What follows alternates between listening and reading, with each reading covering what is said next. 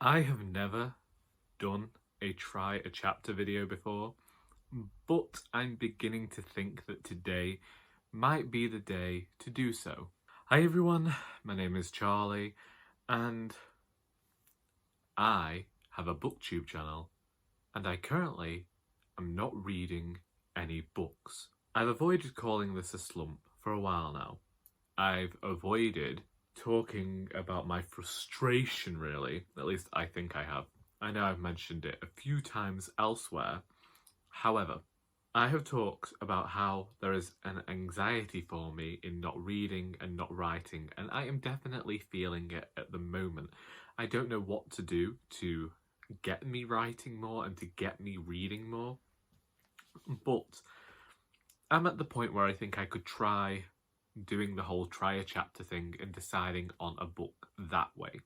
I have 3 books that I am currently reading. One is The Girl Who Speaks Bear by Sophie Anderson, and I'm about 100 pages into this still from when I last talked about it, and I was enjoying it. It was a fast-paced children's book, and it really suits the whole Christmassy mood as being one of those great fairy tale stories set in a wintry landscape. And yet, I don't find myself wanting to pick the book up. The same can be said for Dangerous Days in Elizabethan England. I'm 72 pages into this. I read 50 pages whilst I was sat in a waiting room for 20 minutes with my dad.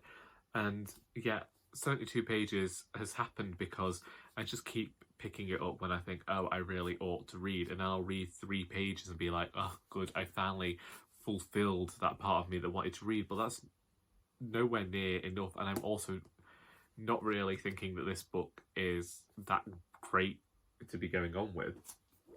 And then a book I keep forgetting I started is Clariel by Garth Nix.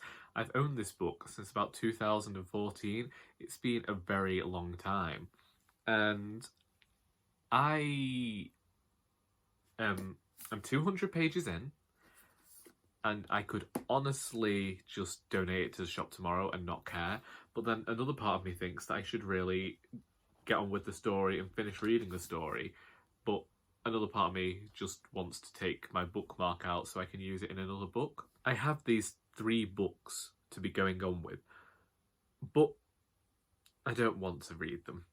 And so I don't mind skipping from book to book. I think there's a chance that these 2 here, I'll remove the bookmarks and donate them back to the charity shop. Well, Clariel was a new book, so I'll donate that one for the first time ever to the charity shop. I'll keep The Girl Who Speaks Bear because I know I want to read that one. I definitely need to find a few books to read chapters of and figure out which one I'm going to try and read this week. There are actually a few unread books in my bedroom. Firstly, I was certain I had a Christmas book that I hadn't read yet, and then I discovered Murder Under the Christmas Tree, which is 10 classic crime stories for Christmas. And I feel like a short story collection might be the way to go because they're short stories. But also a thing with short stories is if it starts with a bad story, then I'm not going to want to go and read on. But there might be that great sense of completion that you get with reading a short story. I'm not sure whether I'm in a fantastical mood, but I have Theft of Swords by Michael J. Sullivan, and this is actually 2 books. So again, in my head, I'm feeling like if I read the first chapter and want to continue on, I've only got 313 pages to be reading then, and I could put the book down and then come back to it and read the next part, should I so feel like that's what I wanted to do. Then I have Bellman Black by Diane Setterfield. Bellman and Black was part of a read-along hosted by Katie of Books and Things in October, and I couldn't find the book at the shop, so I missed out on that. But having read The 13th Tale, having read Once Upon a River, I knew that I wanted to read this, so I purchased it. Then I have a library book, City of Brass by S.A. Chakraborty. I wanted to read this for a while, and I just don't know whether I'm in the mood for fantasy, but we will see. Then one book that feels like a really big contender and I want to read, but I also don't want to spoil, and it's always felt like it should be read in December to me whenever someone's mentioned it. This is the book that I've been holding off, and that is The Binding by Bridget Collins. Tom of Tom Reads Things adores this book.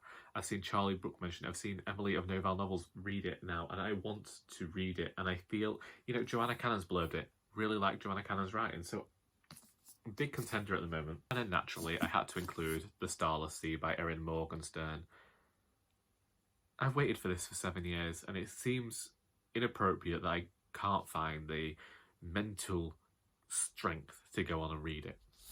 What do we do now? It's try a chapter, so I guess what I do is I go and I read the first chapter of all of these books, and then I come back to you and I say what I think, I rank them, and I pick my next read to take us through the week. It's been a few hours now. I started reading and then my sister came home, and whilst I don't mind recording when people are here, she was in the room next door to me. This has actually turned out to be something of the silliest thing I've ever done, because before I went into this, I had no idea what I wanted to read. I haven't been reading for a very long time. Well, I haven't been reading for over a fortnight now, but that's a long time to me. I had no idea what sort of thing I wanted to read, and then I chose these books, and there are a lot of similarities between 3 of them that I will get into. But firstly, I started with The City of Brass by S.A. Chakraborty. This has everything I like to see in fantasy. It's got Eastern mythology there. It's similar to urban fantasy with this desert setting. It's also set in the past, so it's got that historical element going for it. It mentions gin. It's going to be going into sort of Arabian Nights style mythology. There's no blurb, so I don't actually know what the book's about. However, whilst I have enjoyed the character of Nari, and I think that she is going to end up being one of my favourite characters, from the first chapter, I'm not so sure that this is what I want to read, because it felt very reminiscent of a lot of fantasy novels. That's not a problem. I don't necessarily want something new, and I don't mind the fact that it might be sticking to a structure and a style. It very much might have been the writer doing that to bring the reader into this world to feel more comfortable, and then things will take a bit of a turn. I'm not sure that this is the one I'm going to read now. Then I read what turned out to be a prologue of Bellman and Black, and this is intriguing. I know that I like Diane Setterfield's writing, and she's given us an omniscient narrator again, and this story of these 2 boys in childhood, but once again, it felt very stylistic and like something I've seen before. It sounds like it's going to be dark and spooky and supernatural and gothic, and just the type of thing to be reading at this time of year. So this is up there as a contender as well, as all these books were, but also I'm just not sure from the first prologue bit of this that it's what I want to be reading now. It looks like it's going to be a fast read, and I appreciate that. I know that I get on with Setterfield's prose, and I trust her as a writer, so maybe that'd be a good book to go ahead and read, but I'm not sure. Then I read the first chapter of Theft of Swords by Michael J. Sullivan. I actually want to read this, but I have a few qualms about it. I don't want to read this now, I don't think. So far I've seen tropes between Hadrian and Royce.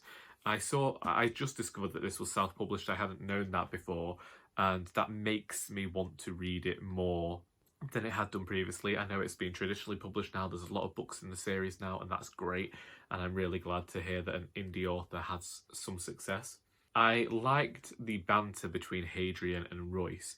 It was reminiscent of the Greatcoat series by Sebastian de Castell, and I'm fond of that. They spoke to each other in this comedic way.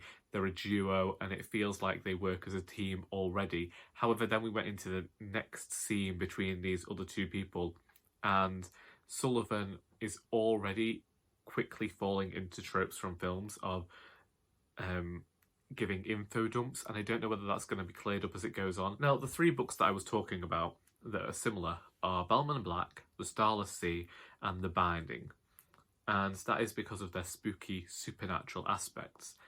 The next book that I read the first chapter of is The Starless Sea by Erin Morgernstern. I don't actually think that I've got into the main story yet. And so far I feel as though I've read 3 vignettes, and each one gave me magic and made me want to read on more than the previous one had done. I have been waiting for this story for such a long time now that I feel like I should put the other books aside and maybe read this one. But at the same time, I have the binding, and this had the first chapter, and it was a strong first chapter, but also at the same time, I don't feel like I'm getting anything new with this one. Like, brilliant naked hardback edition, and I feel like Bridget Collins can write. I, again, reminded of Diane Setterfield with the prose, but it's a story I've seen before of this young outcast boy going and finding his own path in life, and there's some sort of hatred towards books that I would like to understand, but strangely enough, the story is reminding me of the Spellslinger series by Sebastien de Castell. And whilst I know that it's not the boy's fault for the things that are happening to him so far in the first chapter, as a protagonist, I'm not yet on his side. And I feel like Collins is trying to force me to be on his side. I want to read it because I feel like we're going to get a depiction of mental health in here, but I also dislike books that ask the question, is this mental health or is it religion / magic, that sort of thing. I'm still interested in this one, and currently I think that I want to read The Starless Sea, which is strange because currently this might be the longest book out of the bunch. I decided not to go with the short story collection. I want to read that this month, obviously it's for Christmas, but this was about finding an actual novel to read, and so I think I'm going with The Starless Sea. But all of this could change, honestly, because I picked 5 good books and I want to read all of them, and the issue that this gave me was that I was finding it difficult to figure out just which one of them I wanted to make the priority to read first. What did you think? Would you have chosen differently? Have you read any of these books and would have liked me to have read that book sooner rather than later? If so, then let me know in the comments. I hope that you have enjoyed this video, and until next time, that is all.